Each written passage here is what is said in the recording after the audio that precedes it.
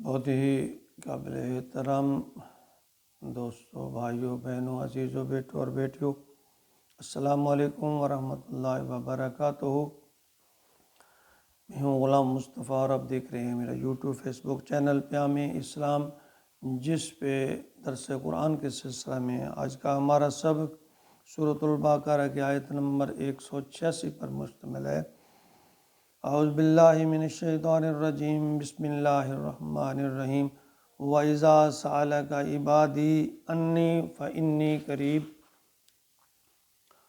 أُجِيبُ دَعْوَةَ الدَّاعِ إِذَا دَعَانِ فَلْيَسْتَجِيبُوا لِي وَلْيُؤْمِنُوا بِي لَعَلَّهُمْ يَرْشُدُونَ۔ وَإِذَا سَأَلَكَ، نبی اکرم صلی اللہ علیہ وسلم کی وساطت سے اللہ رب العزت اپنی محبوب امت کو یہ درس دے رہے ہیں، یہ حکم دے رہے ہیں۔ وَإِذَا سَأَلَكَ، اور اے نبی انہیں بتا دیجیے جب یہ میرے بندے وَإِذَا سَأَلَكَ عِبَادِي میرے سے کچھ سوال کرنا چاہیں، انی فإنی قریب، تو انہیں بتا دو کہ میں تمہارے نزدیک ہوں، تمہارے قریب ہوں، تمہاری بات کو سننے والا ہوں۔ یعنی بندے اور خدا کے درمیان جو خود انسان کا نفس ہی حائل ہے اور کوئی نہیں، ورنہ اللہ تعالیٰ کا تو معاملہ یہ ہے۔ اللہ بقول اس طرح اقبال فرماتے ہیں، ہم تو مائل بکرم ہیں، کوئی سائل ہی نہیں، راہ دکھلائیں کسے، کوئی راہ روے منزل ہی نہیں۔ اس تک پہنچنے کا جو واسطہ ہے وہ کوئی پنڈت، پادری، پیر، پروت، یعنی یہ چیزیں نہیں ہیں، بلکہ اللہ فرماتے ہیں کہ تم مجھے پکارو، میں تمہاری پکار کو تمہاری قریب ہوں، تمہارے قریب ہوں، تمہاری بات کو سنتا ہوں۔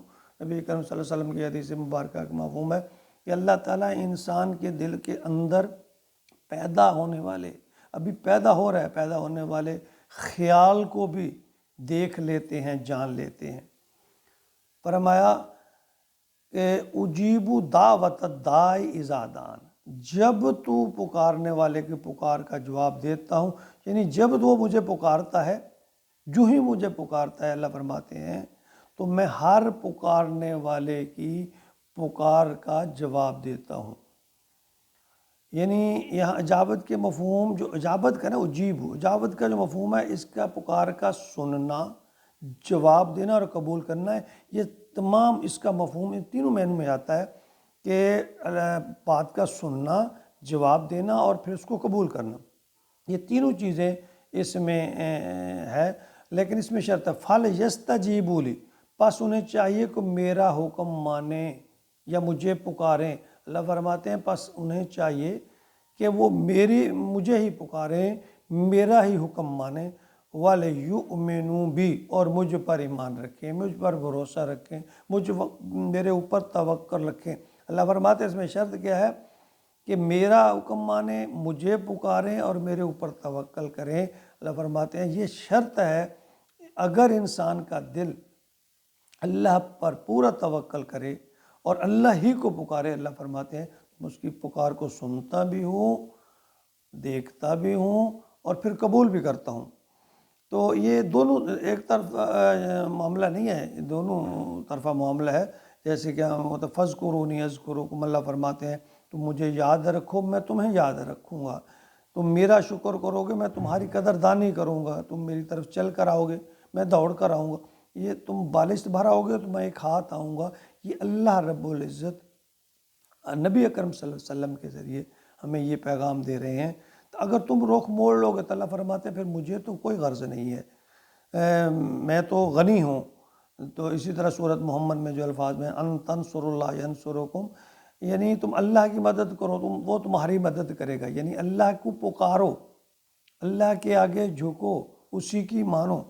تو لیکن ہمارے ہاں جو اس طرح کا کہ بھئی اللہ پہ توکل تو نہیں ہے، پھر قنوت نازلہ پڑھیں یا جو بھی کریں، یہ اللہ اتنا خزانے وسیع ہے اللہ رب العزت میں کہ اللہ فرماتے ہیں کہ پوری مخلوق مانگنے پہ آ جائے اور وہ جی بھر کر مانگے اور میں عطا کروں تو ان سب کو عطا کرنے کے بعد بھی میرے خزانے میں اتنی کمی نہیں ہوتی ہے جس طرح کسی سوئی کو کسی پانی میں، کسی سمندر میں، دریا میں ڈبو کر اس کے ناکے کو جس طرح جتنا پانی لگتا ہے تو کیا اس سمندر کو، اس دریا کو، اس پانی کو کوئی فرق پڑے گا؟ اللہ فرماتے ہیں میرے خزانے کو اس طرح فرق نہیں پڑتا، لیکن تمہارا معاملہ کچھ اور ہے، تم میرے اوپر توکل کر کے تو دیکھو، میرے ساتھ رشتہ جوڑ کر تو دیکھو، لعلہم یرشدون، تاکہ وہ صحیح راہ پر ہیں۔ اللہ فرماتے ہیں یہ باتیں میں نے اس لیے کہی ہیں کہ انسان جو ہے وہ سیدھے رستے پر میری طرف متوجہ رہے، میرے حکم پر چلے، تو میں اسے رشد و ہدایت جو ہے اسے نواز دوں گا، کامیابیوں اور کامرانیوں سے نواز دوں گا۔ ہمیں در در پہ، کسی کے در پہ جانے کی ضرورت نہیں ہے۔ اللہ نے فرمایا کہ میں ہر جگہ موجود ہوں، ہر وقت آپ کی بات کو سنتا ہوں۔ جب اجیب دعوت الداعی، جو لفظ ہے اس کو علماء کرام یعنی اجابت جو ہے اس کو پکار یعنی بات کو سننا، پھر اس کا جواب دینا اور قبول کرنا، یہ تینوں معنوں میں یہ عربی میں آتا ہے۔ اس لیے ہمیں سب سے جو ہے ہی بس بڑا کیا، ہمارا داتا ہی ایک ہے، مالک ہی ایک ہے، رازق ہی ایک ہے، عطا کرنے والی ذات ہے۔ باقی جو بزرگ ہیں، اولیاء اللہ ہیں، اللہ پیر و مرشد ہیں، ان کا احترام دل میں، ان کی عزت ضرور ہونی چاہیے، لیکن پکارنا صرف ایک اللہ کو چاہیے۔ ایک اللہ کے سوا کسی کا کوئی در نہیں، سب اللہ کے محتاج ہیں۔ ولی اللہ، پیر، حتیٰ کہ جتنے انبیاء کرام ہیں، ہمارے نبی اکرم صلی اللہ علیہ وسلم، سب اللہ کے محتاج ہیں، سب اللہ کے در کے سوالی ہیں۔ ہم کیوں نہ سب سے بڑے بادشاہ کے آگے اپنا ہاتھ پھیلائیں، جو دینے میں کنجوسی نہیں کرتا، جو مانگنے سے ناراض نہیں ہوتا، جس کے خزانوں میں کمی نہیں آتی۔ ہر وقت اللہ کہتے ہیں مجھے کوئی پکارے تو صحیح، کچھ مانگے تو صحیح۔